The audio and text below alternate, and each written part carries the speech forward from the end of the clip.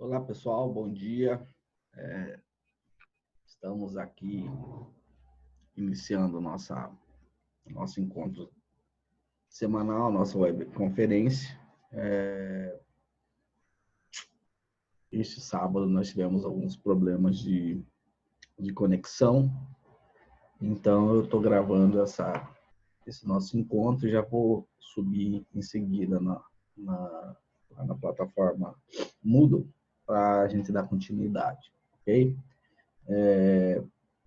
E dessa forma também eu consigo dar uma aula mais longa, porque como todas as disciplinas estão colocadas no mesmo dia e horário, poucos alunos têm assistido às aulas de legislação ambiental. Tá? Então, dessa forma também consigo equacionar essa questão do choque de horário das disciplinas. Tá bom? Bom, então vamos dar continuidade aonde nós paramos.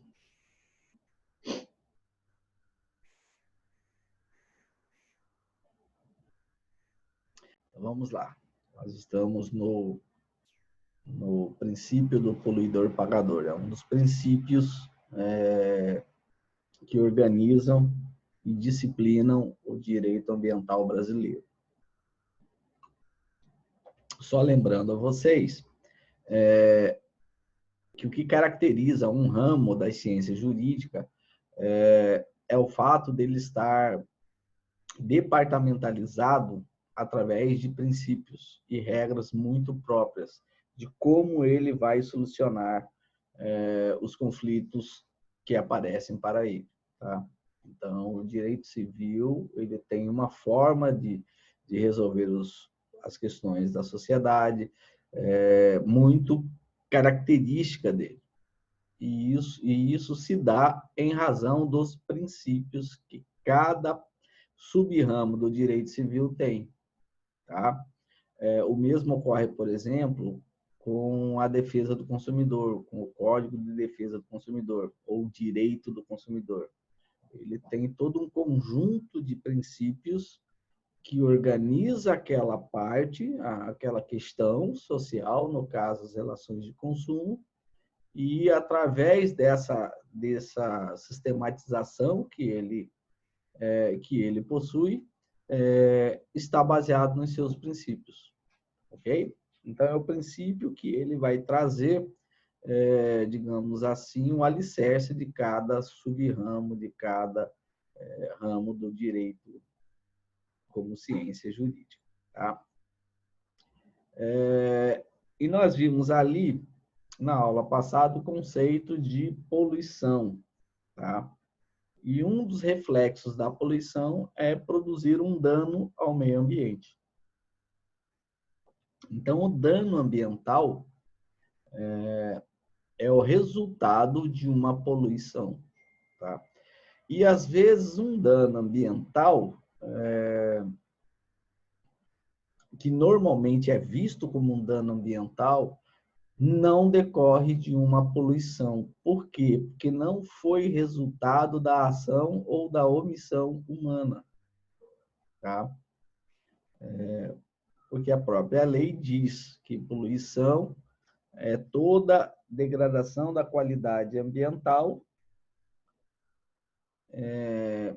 feita direta ou indiretamente por pessoa física ou pessoa jurídica de direito privado ou público, e aí ela vai colocar alguns requisitos para que aquela degradação da qualidade ambiental seja classificada como poluição. Então, isso está no nosso encontro anterior.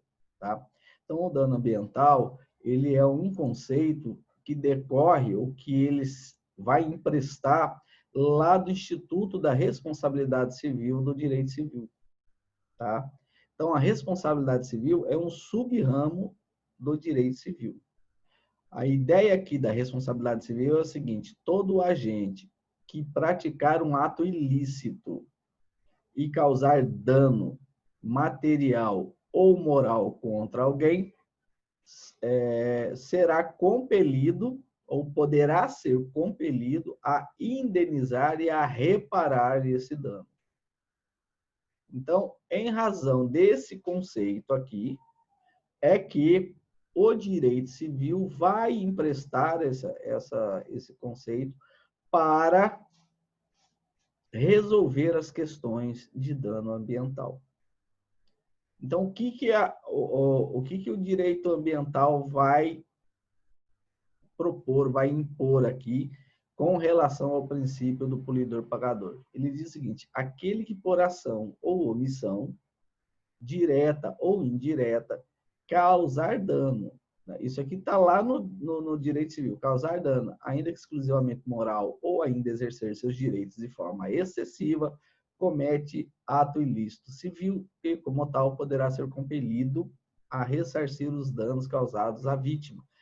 Em função dessa estrutura jurídica aqui, que está nesses artigos do Código Civil, 186, 187, 927, assim como lá no Código de Defesa do Consumidor também tem esse mesmo princípio, o Código de Defesa do Consumidor copia essa ideia do Código Civil, e diz lá no artigo 6º, inciso 6º do Código de Defesa Civil, diz que aquele que causar dano ao consumidor será compelido a reparar, ainda que ausente de culpa, tá? E ainda esse Instituto da Responsabilidade Civil vai aparecer também na Constituição Federal, no artigo 5º, incisos 5 e 10. Tá? No entanto, existe uma diferença. Em todos esses casos aqui, direito civil, direito do consumidor ou na Constituição, o agente que causou o dano, ele tem que ter cometido um ato ilícito. O conceito de ato ilícito é aquilo que é contra a lei ou contra os usos e costumes. No caso aqui do direito ambiental, ele dispensa essa situação. Ou seja, olha o que diz aqui, ó. Contudo, a reparação do dano ambiental não exige que quem causou o dano, ou seja, praticou poluição, tenha cometido ato ilícito. E aí ele continua, pois poderá surgir o dever de reparar o dano ambiental, mesmo que o agente tenha agido de forma lícita, em razão dessa especificidade, dano no direito ambiental. Quem informa isso é o Fiorillo, tá? Né? E ele vai dizer que o dano ambiental é uma lesão a um bem jurídico. Mas que bem jurídico é esse? É o meio ambiente ecologicamente equilibrado, bem de uso comum do povo e necessário à sadia qualidade de vida. Então, quando você comete um dano ambiental, ainda que não tenha cometido um ato ilícito, vem o dever de reparar. Professor, eu não entendi, então eu vou explicar. Imagine que você tem uma indústria e essa indústria tem que ter um sistema de tratamento de esgoto para descartar a sua água servida, a água que você utilizou no seu processo fabril, tá? E aí você passa pela estação de tratamento de esgoto e a tua estação de tratamento de esgoto está funcionando perfeitamente. A água sai com 97%, 98% de potabilidade. Está tranquilo. Cumpriu todos os padrões fixados pelos órgãos públicos competentes. Ok? Mas teve uma espécie de peixe que sentiu aquele esgoto e houve uma mortalidade, tá? Embora o teu esgoto esteja de acordo com as normas, de acordo com os padrões, você será obrigado a identificar qual é a substância que está atingindo aquela população de peixe, colocar um filtro para essa substância e repovoar aqueles peixes daquela localidade. Então, você veja que o agente não cometeu ato ilícito nenhum. Olha, está aqui, está a estação de tratamento de esgoto, está funcionando, está nos padrões. No entanto, mesmo assim, você é compelido, você poderá ser compelido a reparar o dano, no caso, in natura, in situ, porque você vai repopulacionar aquele rio com aquele peixe, com aquela espécie, e vida que segue. E resolver o problema, né? Identificar qual é a substância que está no seu esgoto, que está causando a morte daquela espécie de peixe ou daquela planta aquática, e você será obrigada a suprimir essa substância e colocar o seu efluente de esgoto em condições que para aquele meio ambiente específico, para aquele ecossistema específico seja adequado. Tá? É isso que o Fiorilo está falando aqui. Então, assim, ó, como é que funciona o Instituto da Responsabilidade Civil lá no Direito Civil? É assim, eu tenho um agente, esse agente ele vai cometer um ato ilícito. Então, esse cometimento de ato ilícito pode ser por uma ação ou por uma omissão. Mas o ato é reprovável ou pela lei ou pelo uso e costume. Tá? Então, por exemplo, você bateu no carro e você estava errado. Isso é um ato ilícito. Tá? Veja que o ilícito aqui não tem nada a ver com o direito penal. Todo o ramo do direito, das ciências jurídicas, por ele ter suas regras, todo aquele que infringir aquela regra interna comete um ato ilícito. Então, o ilícito é tudo aquilo que é contra uma determinada lei. Então, não é só o direito penal que tem o instituto do ato ilícito. Todos os ramos do direito têm. Ok? Então, um determinado agente, por ação ou omissão, cometendo um ato ilícito, tá? Aqui está a previsão legal, o conceito de que é um ato ilícito, ele vai produzir um dano, tá? Quando ele produz esse dano, seja material ou moral, objetivo ou subjetivo, surge o dever de indenizar a vítima ou o dever de reparar o dano à vítima, tá? Então, vim andando, dirigindo meu carro, bati na traseira do carro da frente. Cometi um ato ilícito, caracterizado aqui no artigo 186. E a hora que eu colidi, eu quebrei a lanterna do carro que estava parado na frente, amassei a tampa do porta-malas, o para-choque, enfim. Amassei o carro lá e quebrei algumas coisas, produzi um dano. Então, a vítima ele vai escolher uma oficina, né? Vai levar o carro. Normalmente, quando o carro está na garantia, para não perder a garantia, ele vai levar na concessionária, vai produzir um orçamento e aí o agente será chamado a pagar esse orçamento e reparar o dano. Isso é o mais simples que eu estou falando. Agora, você imagina se esse cara usa do carro para trabalhar.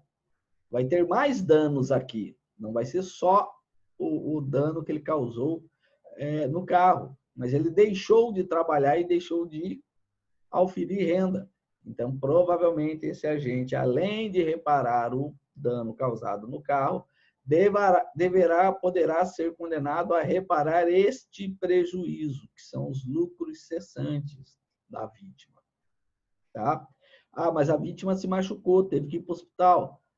Toda a despesa médica hospitalar também vai compor o dano que ele sofreu. Então, todo o dano, seja ele material, tudo, despesas com carro, despesa com médico, despesa com remédio, aquilo que ele deixou de lucrar, né, vai compor, vai ter um quantum indenizatório, ou seja, vai ter um valor econômico indenizatório, e aí esse agente poderá ser ou será obrigado a reparar esse prejuízo, ok? Então, essa é a estrutura da responsabilidade civil. E veja, esses três caracteres ou 3 requisitos têm que existir, senão não aparece o dever de reparar, tá? Vamos imaginar que você chegou e encontrou o seu carro batido. Então, há um ato ilícito e há um dano. Mas quem foi o agente? Não sei. O carro estava parado na rua, estacionado certinho, e eu cheguei lá, ele estava batido. Então, quando faltou esse requisito, você não vai conseguir chamar ninguém para te indenizar. Vamos imaginar que a pessoa veio desatento, bateu a moto atrás do seu carro, mas não produziu dano. Só deu um cutucão no seu carro. Novamente, falta um dos requisitos, não vai aparecer dever de reparar. Não, mas ele bateu na traseira do meu carro, tá bom, mas o que aconteceu? Não aconteceu nada. Falei, então você não teve um dano. Você tem um agente, você tem um ato ilícito e não tem um dano. Então, não surge o dever de reparar. Então, sempre tem que ter os 3. E numa outra hipótese, existe o agente, existe o dano, mas não existe ato ilícito. Vou dar um exemplo. A pessoa vinha vindo e o seu cachorro de estimação, campeão da raça, saiu e entrou na frente do carro e foi atropelado e morreu. Tá? Então, você perdeu o campeão aí que você ganhava, tirava cria, vendia filhote, né? Participava de comercial na televisão, ou seja, tinha um valor. Tá? Mas, nesse caso, o agente não cometeu ato ilícito. A culpa é exclusiva da vítima, que, de forma surpreendente, entrou na frente do carro do agente que conduzia o veículo. E, na verdade, nesse exemplo que eu estou falando, se tiver algum amassado no carro, quem vai ser chamado a indenizar o amassado do carro é o dono do cachorro. Inverte a coisa, tá? Então, veja só, o Instituto da Responsabilidade Civil, lá do Código Civil Brasileiro, ele exige a ocorrência desses 3 elementos, senão não vai aparecer o dever de reparar, tá? Vamos para frente. Então, vamos pegar agora esse mesmo instituto lá no artigo, lá no direito ambiental, tá? Só para lembrar para vocês que tudo isso daqui, ó, é previsão legal ou isso aqui está explicado na doutrina, né? Então, ele vai explicar o que é o dano, o dever de reparar é nesse artigo aqui do Código Civil, se for numa relação de consumo, é no artigo 6º, inciso 6º do Código de Defesa do Consumidor. Se for com base no direito constitucional, vai estar no artigo 5º, inciso 5 e 10. Tá? Aqui é o conceito de ato ilícito e exercício ilegal do direito. São essas 2 hipóteses. Em qualquer uma dessas 2 hipóteses, pode surgir o dever de reparar. Então, vamos ver agora esse mesmo instituto no direito ambiental brasileiro. Tá? Então, eu tenho, ao invés da figura do agente, eu tenho o poluidor. Só muda a nomenclatura. Tá? O poluidor pode ser pessoa física ou pessoa jurídica, de direito privado ou público, que está lá no artigo 3º da Lei da Política Nacional do Meio Ambiente, no seu inciso 4º. Mais um ato ilícito. Você veja que aqui está um pouquinho diferente, tá? Dei uma destacada, diferenciei um pouquinho aqui. Por quê? Porque, como nós vimos no slide anterior, necessariamente não precisa ter o cometimento de um ato ilícito. Se tiver, mais ainda. Tá? Então, a ausência de ato ilícito é admitida. Aqui, não. Ok? Que causou poluição, lá no direito civil chama dano, aqui chama poluição. O conceito de poluição está no inciso 3º do artigo 3º da Lei da Política Nacional do Meio Ambiente. Surge o dever de reparar, tá? Artigo 225 da Constituição Federal, parágrafo 3º. Então, aqui que está. Vocês veem que a estrutura da responsabilidade civil ambiental é muito parecida com a estrutura da responsabilidade civil clássica, que é lá do direito civil. Tá? Então, isso é normal, tá? Às vezes, um ramo do direito empresta alguns conceitos de um outro ramo para achar as suas soluções específicas.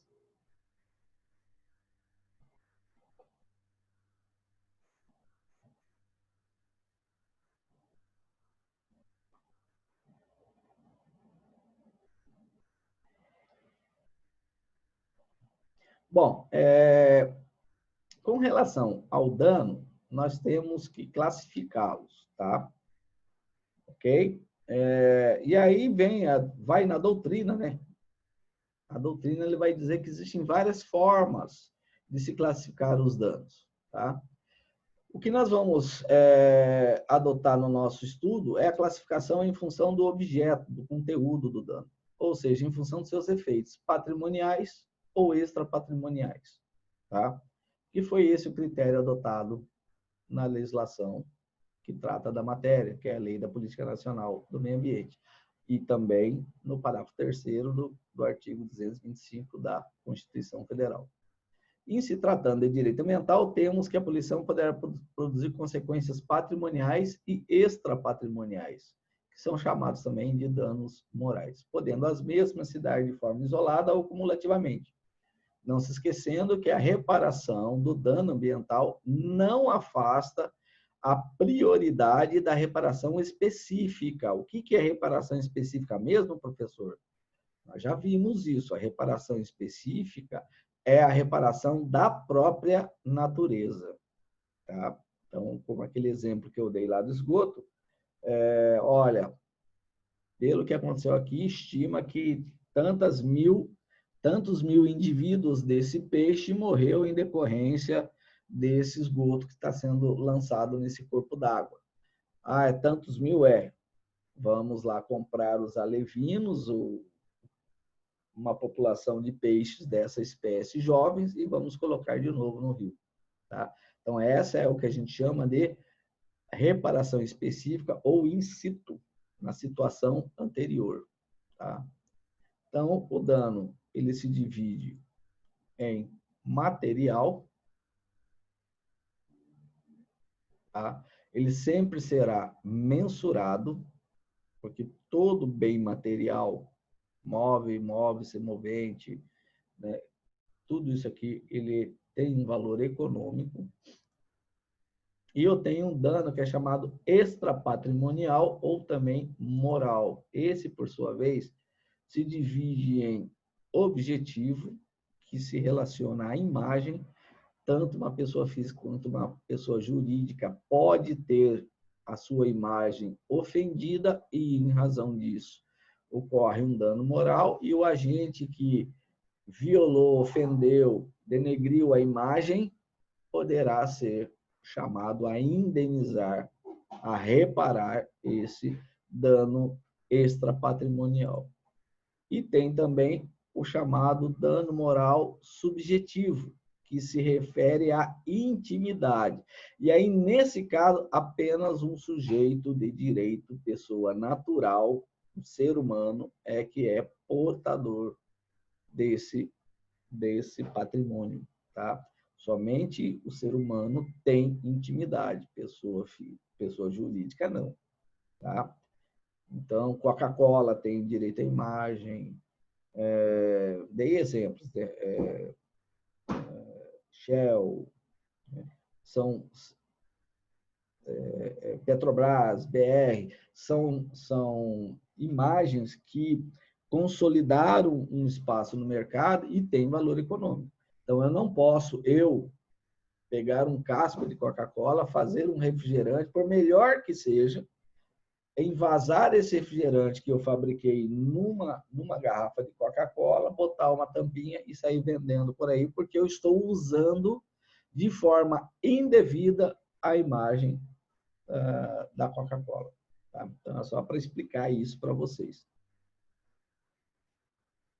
Então, vocês tomem muito cuidado na hora que vocês divulgam fotos de pessoas nas redes sociais, sem prévia autorização dela, porque isso pode gerar uma reparação por danos à imagem ou à intimidade.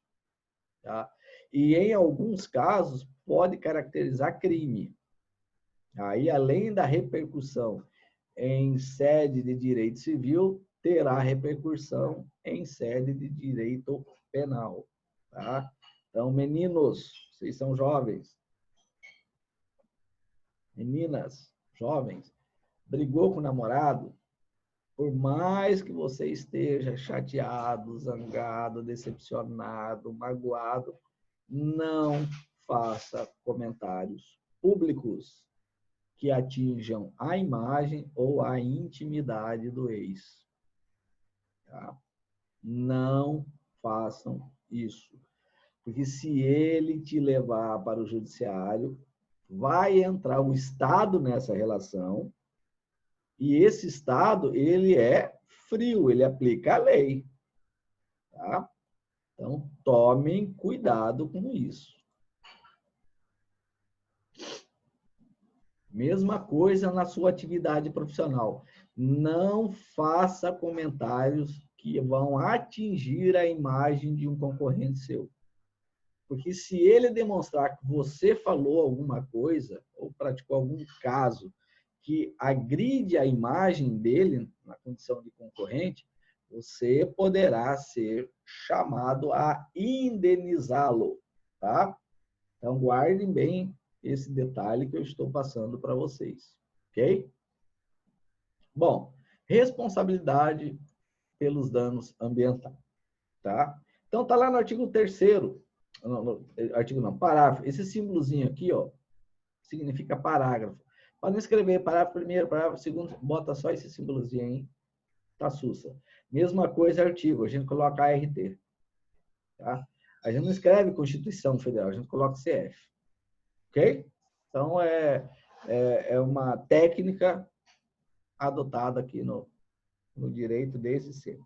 Então, o parágrafo 3º do artigo 225 da Constituição diz o seguinte: as condutas e atividades consideradas lesivas ao meio ambiente, causa lesão, sujeitarão os infratores, ou seja, os poluidores, sejam eles pessoas físicas ou jurídicas, a sanções, apenas, né, sanções penais, direito penal, administrativa, vai lá um órgão da administração, impõe uma multa, né, impõe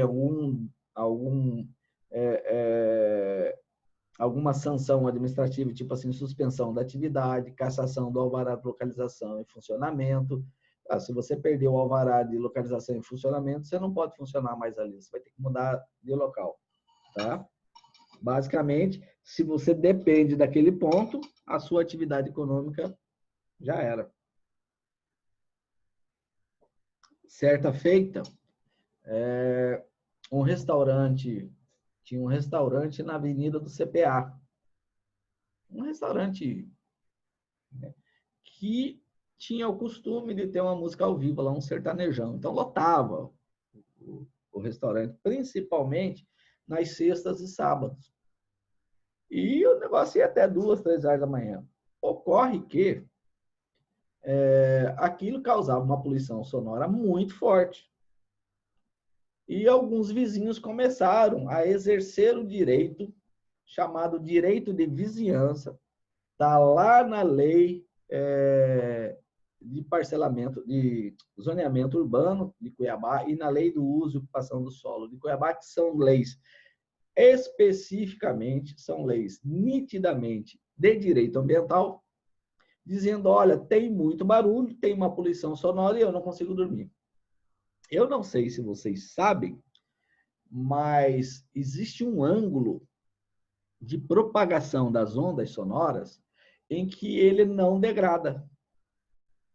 Ele não degrada. Isso se descobriu quando foram estudar os teatros da época da Idade Antiga, ali na Europa, aqueles teatro arena, em que a pessoa está lá embaixo no palco e quando ela fala, todo mundo ouve como se a pessoa estivesse ao lado dele, por conta da inclinação que tinha na arquibancada.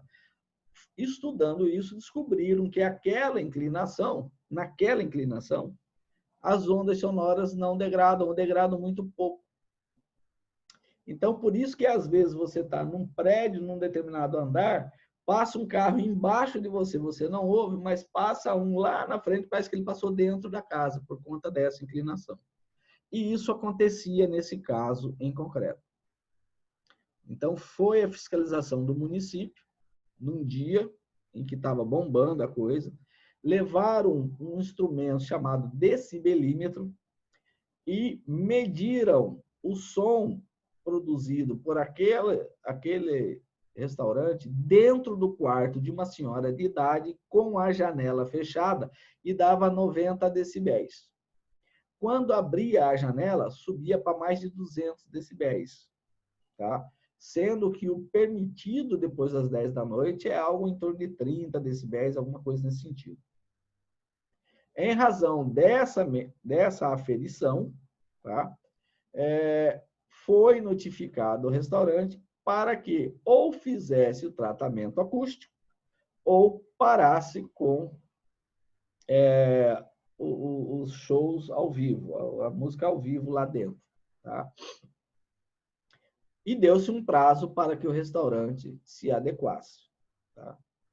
Parasse imediatamente, óbvio, parasse imediatamente a música ao vivo e depois que eles fizessem o tratamento acústico, o município iria testar para ver se atingia o nível adequado fixado na lei municipal, na legislação municipal. O dono do restaurante não quis fazer isso, insistiu com o som de madrugada, logo em seguida, passado o prazo para ele se adequar, ele não se adequou, a administração municipal foi lá e cassou o alvará de localização e de funcionamento.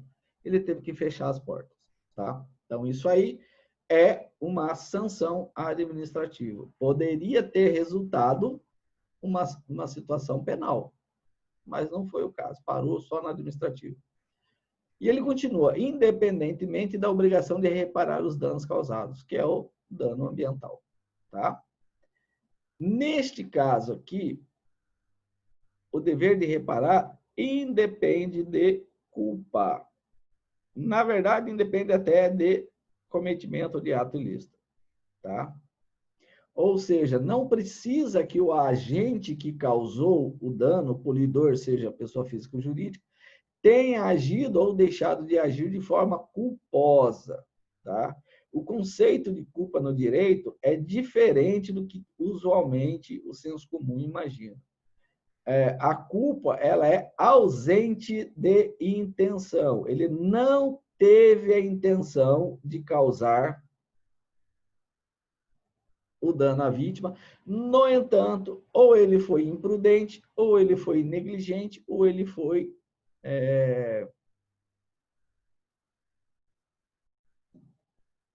imprudência, negligência, ou ele foi imperito. Tá?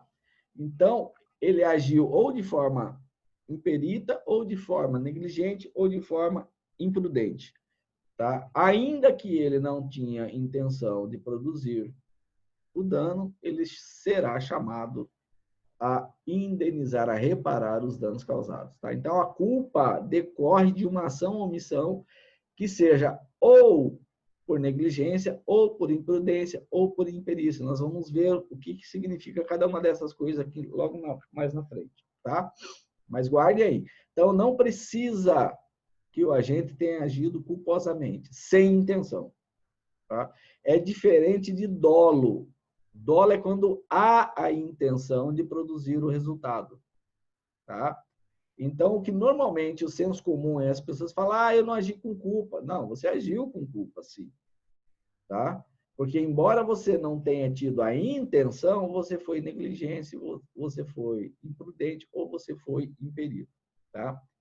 Não é porque você agiu sem a intenção. A culpa não tem nada a ver com a intenção.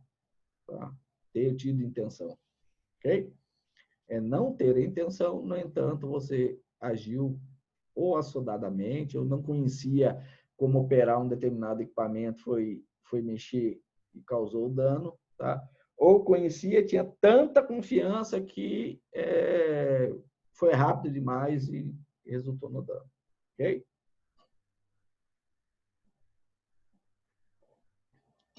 Vamos lá. A Constituição Federal nos informa que as condutas e atividades que resultem em danos ao meio ambiente impõem aos infratores sanções penais, administrativas e civis. Em outras palavras, de um único ato lesivo ao meio ambiente pode resultar 3 sanções de forma cumulativa. Isso só ocorre no direito ambiental. Tá? Na verdade, depois vai aparecer na defesa do consumidor, também aparece.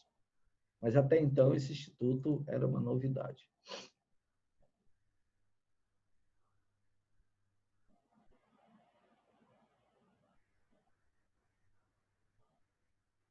Então, quando o Fiorilo vai estudar e explicar o alcance desse parágrafo 3º do artigo 225 da Constituição, ele vai falar assim, olha, eu consigo enxergar aqui 3 modalidades de dano. Primeiro é o dano material, tá? Também chamado no subsistema do direito civil de dano patrimonial. Consiste de uma lesão, um prejuízo que venha a afetar determinado interesse relativo aos bens materiais de qualquer brasileiro ou estrangeiro no país. Olha, você vai ter que replantar essas árvores. Então, você consegue mensurar quanto que isso custa. Tá? Então, é nisso que ele está falando. Ok? Representado pela deteriorização ou mesmo pela perda parcial e integral dos aludidos bens materiais corpóreos. Tá? Você bateu com o carro lá e derrubou uma aroeira. Você vai ter que replantar essa aroeira. Tem um valor econômico você comprar a aroeira. Existem alguns que dizem assim, não, mas a aroeira tinha 10 anos de vida, então ela custa mais. Tem umas pessoas que defendem isso. E fazem cálculos, uns troços mais mirabolantes do mundo. Eu não sou muito afeto a esse tipo de pessoa. Tá? Dano moral consiste em uma lesão que venha ofender determinados interesses que não seja corpóreo de qualquer brasileiro estrangeiro residente no país. Então, tipo assim, lançou-se um produto no ar, e esse produto no ar acabou com a qualidade do ar de uma determinada cidade. É muito provável que o Ministério Público ingresse contra essa indústria com uma ação de dano moral coletivo para indenizar toda a sociedade por conta dessa lesão que causou. É imaterial. Você não tem o bem-estar das pessoas, que a qualidade do ar foi ruim. Você não tem como mensurar isso sob o ponto de vista econômico. Olha, o ar limpo custa R$10, o ar sujo custa R$500. Não tem como você mensurar isso, tá? Então, é isso que a gente chama de dano extrapatrimonial, por ele não ser corpóreo, por ele não ter um valor econômico referenciado a si mesmo, que é o dano material ou patrimonial. Você tem o elemento corpóreo lá e ele por si só tem o seu valor. O dano moral não, ele vai ter que ser aquilatado pela justiça. Aí a justiça vai definir qual é o valor dessa indenização, porque ofendeu a paz interior dessas pessoas. E que pessoas? Da toda a coletividade que foi afetada pela baixa qualidade do ar produzido por aquela empresa, por aquela indústria que lançou essa poluição no ar. Poderia, professor, ter incidido dano moral contra aquele restaurante lá? Poderia, sem problema nenhum. Porque aquela senhora já tinha todas as provas da poluição. O próprio município foi lá e mensurou com o decibelímetro e viu a poluição sonora dentro do seu apartamento. Ela poderia ter pego aquela documentação toda, que é direito dela, bater na porta lá do juizado de defesa do meio ambiente e pedir um dano moral, um ressarcimento por dano moral contra o dono do restaurante. Porque ela não conseguia dormir. Tá? E a paz interior dela tinha sido injustamente violada.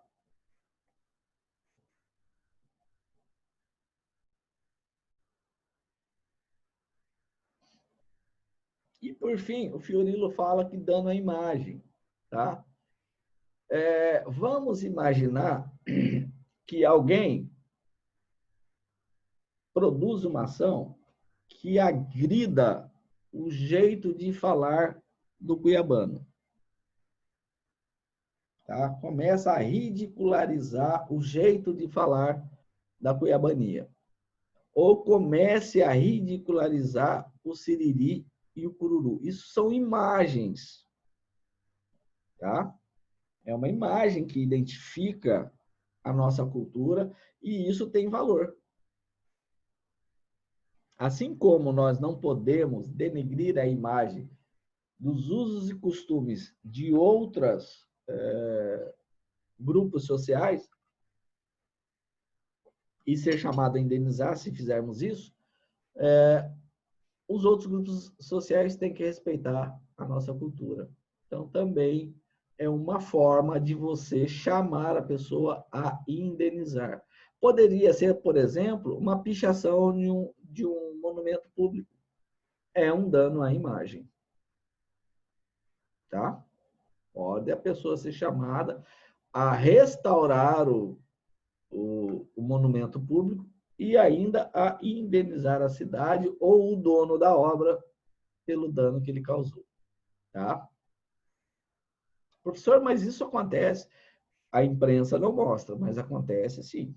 E acontece muito.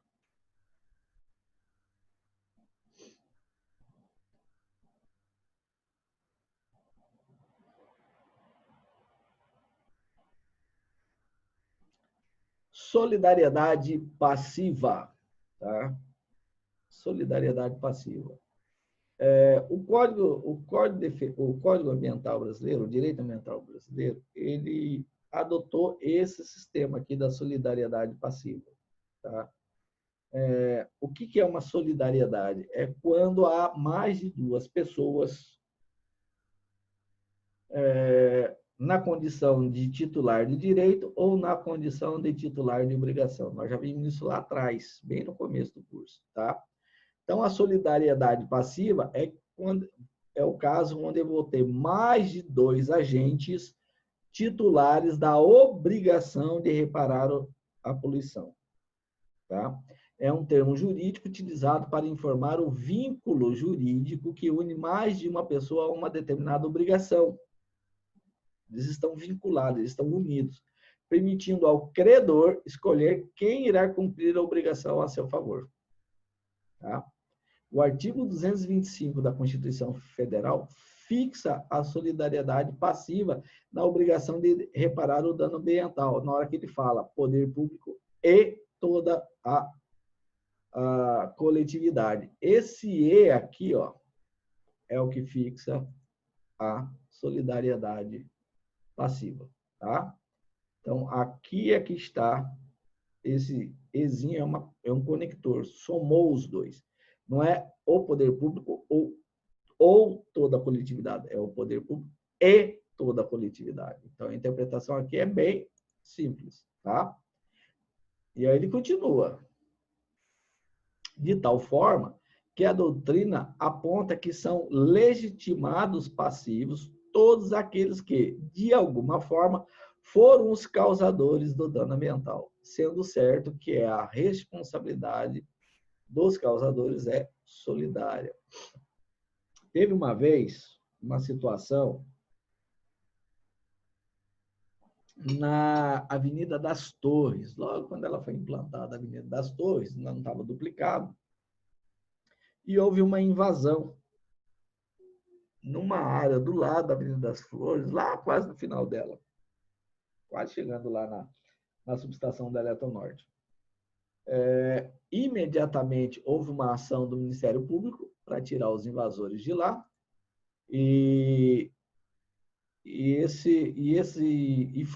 Foi responsabilizado, a ação entrou contra, o Ministério Público entrou contra o município de Cuiabá e a coletividade. Quem que era a coletividade? Os invasores. No sentido de retirar os invasores e de recuperar todo o dano material que eles causaram na mata lá. Mas, professor, aonde que está a responsabilidade do município de Cuiabá, nesse caso? Está no sentido de que não fiscalizou a invasão, não fez nada para impedir a invasão. Tá? Então, o conceito de coletividade aqui não é toda a sociedade de Cuiabá, não, são os invasores. Tá? Então, coletividade, que tem lá no artigo 225 da Constituição, ele é uma quantidade menor de pessoas. Porque ele começa falando, o artigo 225, em todos têm direito ao bem ecologicamente, o meio ambiente ecologicamente equilibrado. Todos. Bem de uso comum do povo. Esse é toda a sociedade. Agora, coletividade são aqueles que estão naquela situação ali, naquele local, naquele bioma, naquele ecossistema, naquela região, naquela localidade, que, porventura, cause um dano ambiental. Ok? De tal forma que a doutrina aponta que são legitimados passivos todos aqueles que, de alguma forma, foram causadores do dano ambiental, os invasores e o município de Cuiabá, que não impediu a invasão. Se o município de Cuiabá tivesse mandado os agentes de fiscalização e eles laparem a invasão, e mesmo assim eles continuassem, o município de Cuiabá estaria isento, seria só eles que iriam responder. Tá? E aí chamaria a polícia, porque a administração tem o poder de polícia, prenderia todo mundo ali e depois ia ver. E deixa a justiça resolver o caso.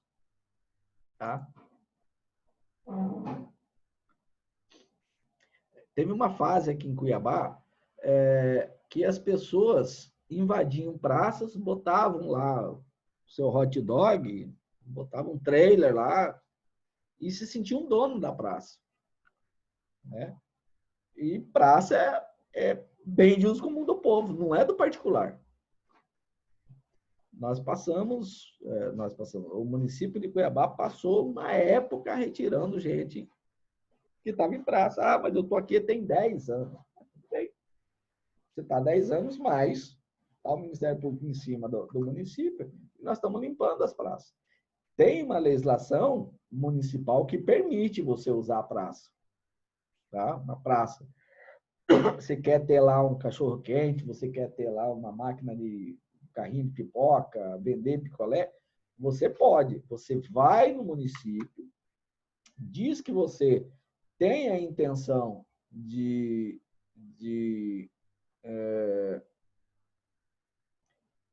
vender pipoca lá, vender sorvete, né?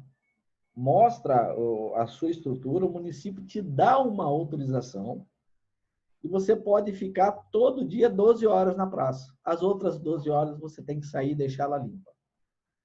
Então, você pode ficar da meia-noite até o meio-dia ou você pode ficar do meio-dia até meia-noite.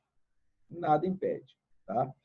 Com essa autorização do município, você pode, inclusive, pedir para a Energisa botar um ponto de energia elétrica para você. Você pode pedir para a Águas Cuiabá botar um ponto de água para você. Entendeu? Aí você chegou lá com o seu trailer, colocou ali na praça, conecta na água, conecta na rede de esgoto, liga a energia, tem um reloginho lá medindo a sua energia em algum poste da vida. Terminou a sua atividade, fecha o seu trailer, limpa toda a praça e vai embora. Isso pode. Tá? Por que, professor, que pode isso? Porque, no caso ali, o interesse maior não é o dele, é de toda a sociedade ali do entorno, o commodity, né? A comunidade que está tendo ali, a comodidade que está tendo ali para os moradores do entorno. Isso é bom, é salutar. Tá? É o mesmo raciocínio que se tem para autorizar um circo ficar uma temporada num determinado local da cidade. Tá? Então, a solução é mais ou menos a mesma. O circo vai estar explorando, ganhando dinheiro, vai, mas a população está tendo lazer. Né? Que é o que ocorre, por exemplo, no Parque das Águas. Houve uma licitação para cada restaurante estar ali. Entendeu? E aí ele vai lá e fixa. Ali não é uma praça. Entendeu? É um parque. Então, existe a possibilidade? Existe. Desde que seguido tudo que a lei define. Ok? Não dá para você sair fazendo de acordo com a sua cabeça e criando na sua cabeça direitos imaginários. Não funciona assim. Princípio da prevenção. Tá? Então, terminamos lá o princípio do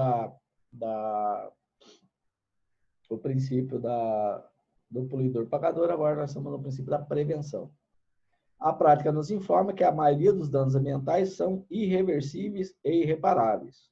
Como reparar ou recuperar uma espécie que foi extinta? Tá? Portanto, a prevenção se reveste de uma importância ímpar. O sistema jurídico, atento às limitações tecnológicas e científicas que muitas vezes informam ser impossível a reversão do dano ambiental, ou mesmo sua reparação, impõe ao poder público que atue preventivamente, no sentido de prematuramente identificar um provável dano irreversível ou irreparável e, em função dessa identificação, preveni-lo. Olha aqui, ó, dano irreversível ou dano irreparável. Tem que haver uma certeza científica com relação a isso.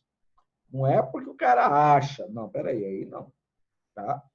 Aí vai ser um outro princípio chamado princípio da precaução. Ok? Bacana? E isso aqui não é unânime na ciência, tá? Não é unânime na ciência. Porque muita gente afirma a extinção de uma determinada espécie, mas não consegue provar que realmente está extinto. Entendeu? Ah, mas nunca mais foi avistado. Isso não quer dizer que está extinto. Fora outras coisas que a gente ouve por aí, que a ciência é muito maluca, né? Falam em pegar um DNA de um dinossauro que está fossilizado em algum lugar aí, e a partir desse DNA refazer o dinossauro. Então seria uma reversão dessa situação. Não sei por que restaurar um dinossauro, mas há quem fale isso. De repente, se eu conseguir fazer isso, depois eu consigo fazer para o ser humano. Tá?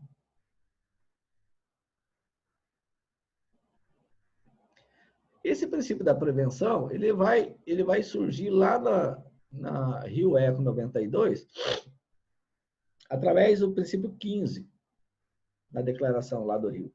Ele diz o seguinte: para proteger o meio ambiente, medidas de precaução, é diferente de prevenção, devem ser largamente aplicadas pelos estados segundo suas capacidades. Estados aqui, ó, letra maiúscula, nações. Então, deve ser largamente aplicados pelas nações segundo suas capacidades. Então, você veja bem, por si só, uma contradição aí. Quando ele reconhece que algumas nações têm mais condições de agir de forma precavida e outras menos, significa que estão dando tratamentos diferenciados ao meio ambiente. Mas o meio ambiente é um só, no planeta inteiro. Por que aquele país que ele é subdesenvolvido ou não desenvolvido pode degradar a qualidade do meio ambiente sem problema nenhum, e o que é industrializado ou em industrialização ou emergente não pode? Complicado isso aí. Mas continuemos. Em caso de risco de danos graves e irreversíveis, a ausência de certeza científica absoluta não deve servir de pretexto para procrastinar a adoção de medidas efetivas visando a prevenir a degradação do meio ambiente. Isso aqui é o que a gente chama de princípio da precaução. Da prevenção, que está falando aqui, ó, eu tenho certeza científica de que essa atividade econômica vai causar dano. A precaução eu não tenho certeza científica, eu desconfio. E aí, por eu desconfiar que vai dar eu vou ter como resultado um problema ambiental, eu vou lá e impeço a atividade econômica. É muito complicado, porque entra no campo da subjetividade total. Como que eu vou afirmar que uma usina termonuclear é nociva ao meio ambiente? Mais nociva que uma usina hidrelétrica.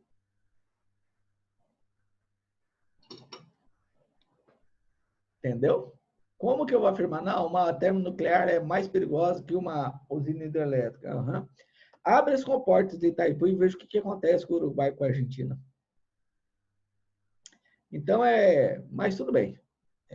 Essa subjetividade que aparece no direito ambiental é que é muito complicado. Fica muito no interesse externo essas coisas, né? E você vê que aqui nessa declaração do Rio Eco 92, patrocinado pela ONU, você vê que há uma ação externa dentro dos estados, tá? Mas interesse de quem? O discurso é lindo, é maravilhoso. Não, nós estamos pensando nas futuras gerações. Será mesmo?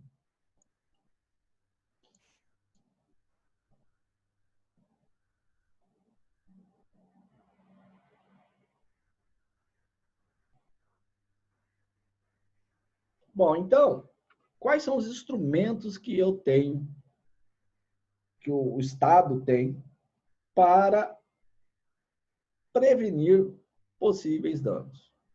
Vem até como uma consequência do princípio do poluidor-pagador, tá? Que são os estudos ambientais. Então, antes de você autorizar uma atividade econômica em um determinado local, seja de uma lanchonete, passando por um restaurante, um shopping center, um posto de gasolina, até mesmo uma grande indústria ou uma fazenda, cada um no seu nível de complexidade, seja feito um estudo de impacto ambiental. Através desse estudo de impacto ambiental, vai originar um relatório de impacto ao meio ambiente. Tá? No caso de uma cidade, o estudo de impacto na vizinhança.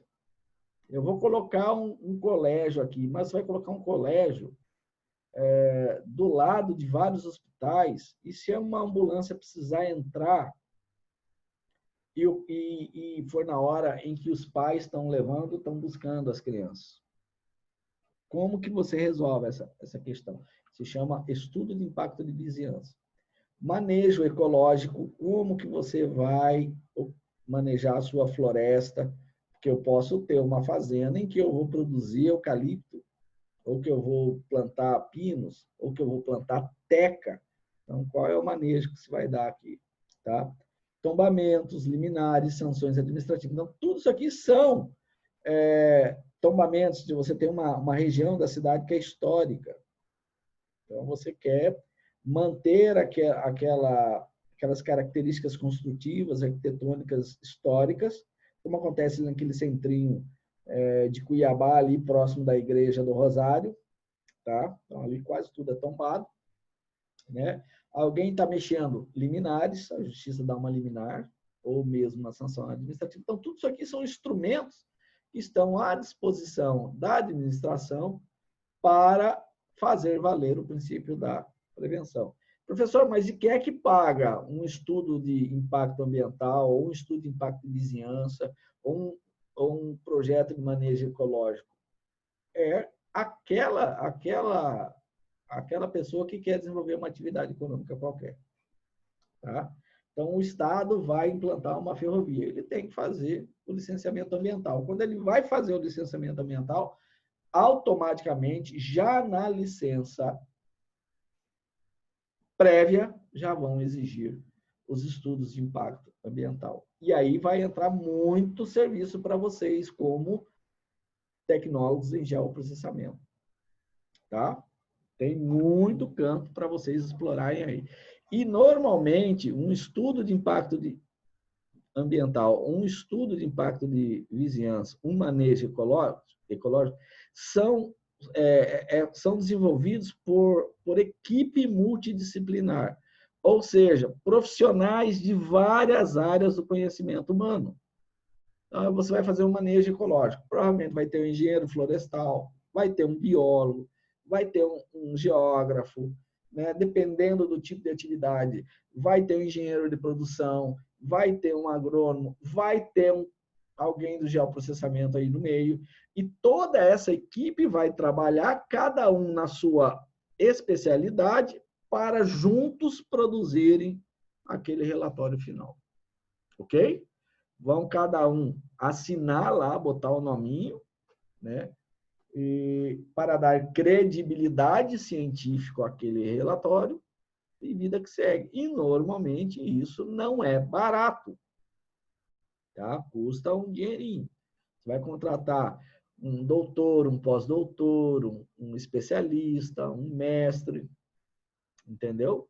Pessoas que têm já uma imagem já consolidada, uma credibilidade consolidada, virá um relatório mais crível, tá? Tranquilo?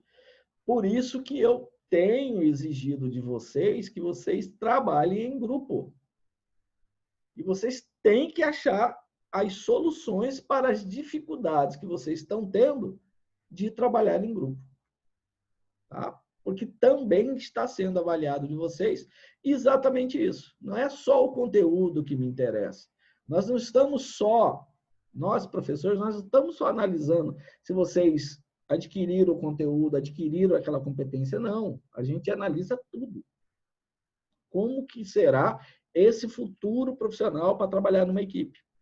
Ele está preparado ou não? Né? Ou então que estabeleçam parcerias de prevenção ambiental, incentivos fiscais, as atividades conservacionistas ambientais. Tá? Né? Então, vamos que vamos. Falo muito de incêndio da floresta amazônica, dizendo que ninguém pode tocar na floresta amazônica. Ok, então quanto é que vocês vão pagar para ninguém tocar aqui na floresta amazônica? Né? Vocês, Europa, hemisfério norte. Ah, não, vocês tiraram a floresta de vocês. E se desenvolveram economicamente porque tiveram que acabar com a floresta de vocês. Agora vocês não querem que o povo brasileiro, que tem o seu patrimônio, que é a floresta, não toque na floresta. Ok, beleza. Quanto que isso vai custar? Quanto que você vai me pagar? Né? Esse é um debate que já foi colocado, a ONU validou, nenhum país pagou.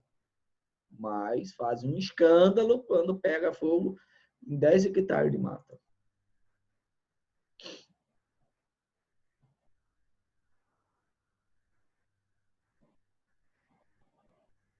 Olha o Milaré aqui. O Milaré falou, olha, existe o princípio da prevenção e existe o princípio da precaução. Tá? A prevenção é quando eu tenho certeza científica que aquela atividade econômica tem potencial de causar dano.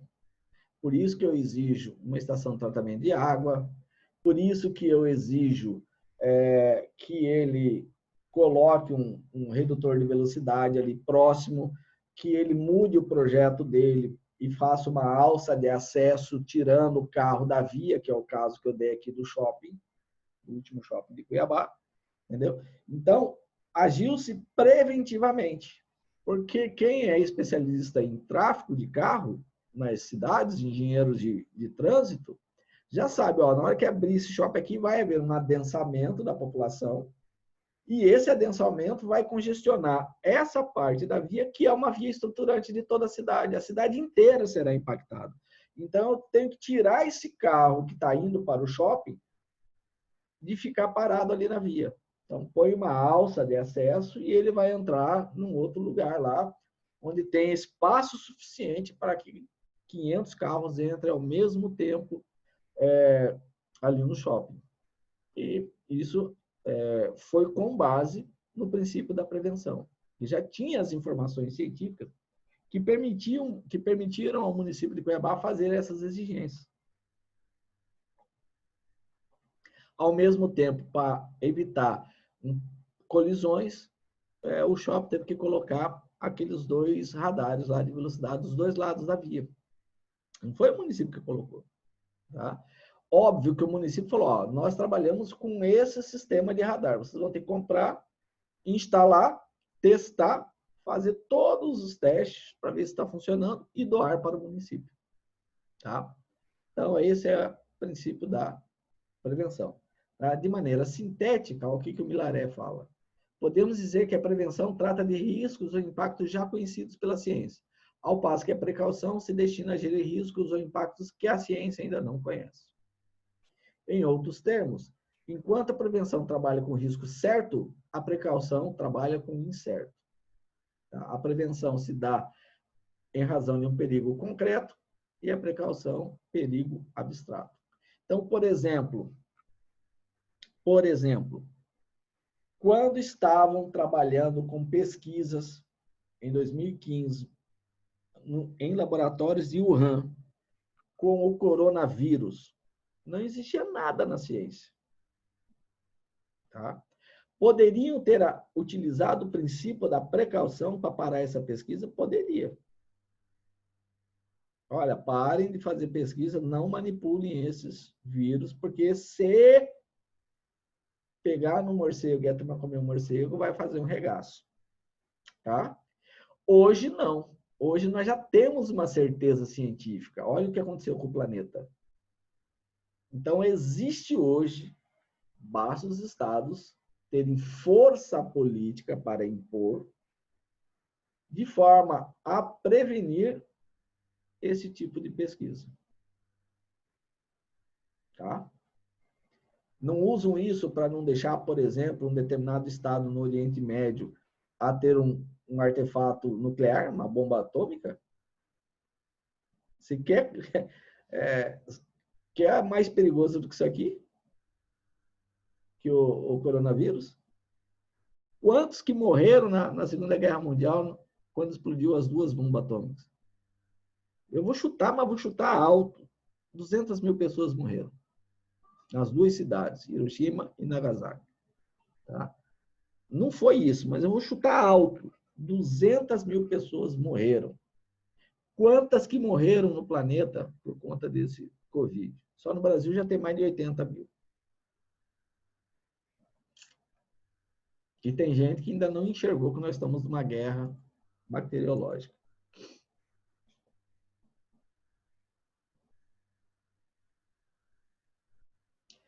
Então, o que ele fala da prevenção Milaré? Lembrando que o professor Milaré ele é mais ecocentrista. Então, ele defende o princípio da prevenção. Tá? O antropocentrista ele vai mais no da... Aliás, o ecocentrista defende mais o princípio da precaução.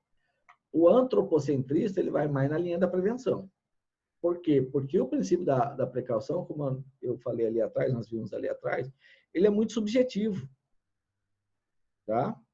Por quê? Porque não existe nenhuma certeza científica. Né? Até antes de acontecer essa pandemia, nós não tínhamos argumentos que justificassem, ó, parem de fazer essa pesquisa nesse laboratório aí com esse vírus. É muito perigoso. Né? Hoje, o mundo tem certeza científica. Tá? Então, eu dei um exemplo que é plausível, que eu poderia usar o princípio da precaução. Mas isso aí pode estar, por exemplo, impactando ao não colocar uma ferrovia. Não, mas pode vir a ser que cause um problema numa etnia que está a 100 quilômetros da ferrovia, mas peraí, amigo. Entendeu? É muito subjetivo, é muito difícil você aplicar. Mas os ecocentristas defendem a precaução com unhas e dentes, porque daí ele controla o desenvolvimento econômico de qualquer estado, sem ter ocorrido nenhum dano ambiental. Então, essa é a diferença básica do princípio da prevenção. Há uma certeza científica, você consegue, inclusive, mensurar um eventual dano e já antecipar as soluções, para depois você autorizar a atividade econômica. Tá? No da precaução, você não tem nenhuma certeza científica, você não sabe nem como mensurar um provável dano, e você simplesmente limita a não autorizar a atividade econômica naquele local. Tá? É muito complicado isso. Se você elege um governo que é dessa linha aqui, trava todo o sistema econômico da nação. Imagina uma ambientalista aí famosa vira presidente da República. Meu amigo, só a Natura que vai se dar bem nessa história. Tudo vai ser muito difícil. Você vai querer desenvolver sua atividade profissional em geoprocessamento, você vai ter muita dificuldade. Não, você não pode usar esse tipo de carro, você não pode usar esse tipo de combustível, você não pode usar esse equipamento, porque a bateria dele é de íon lítio. E aí começa a criar um monte de discussão. E aí vai aparecer gente. Não, mas nós temos que precaver. É diferente de prevenir. Bom, pessoal, eu vou parar por aqui. Nós já temos mais de 1 hora de aula. E a sugestão da coordenação é que as nossas aulas fossem de 40 minutos. Como é muito conteúdo e legislação ambiental são 80 horas, né? Então eu estou dando mais de hora por webconferência, para que a gente consiga enfrentar o máximo de conteúdo possível, já que nós já estamos prejudicados por conta da pandemia, ok? Novamente, eu desejo a vocês um ótimo final de semana. Né? Começamos agosto, né? 1º de agosto.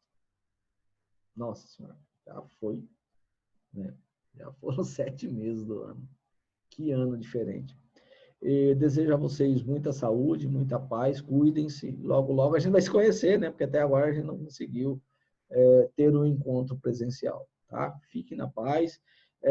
Eu vou colocar um fórum essa semana, que vai abordar os nossos últimos 3 webconferências, para que vocês participem. Eu segurei os fóruns um tempo, até por orientação da coordenação, porque alguns alunos estão isolados e estavam tendo dificuldade de internet. No entanto, essa disciplina é em EAD. Tá? Ela é em EAD. Então, quando vocês começaram o curso, vocês já sabiam que vocês teriam disciplinas de educação à distância. Então, se organizem, porque logo, logo vem prova, e nós queremos que todos saiam bem nas provas e passe de legislação ambiental, tá bom? Então, fiquem com Deus aí, e um bom domingo amanhã para vocês.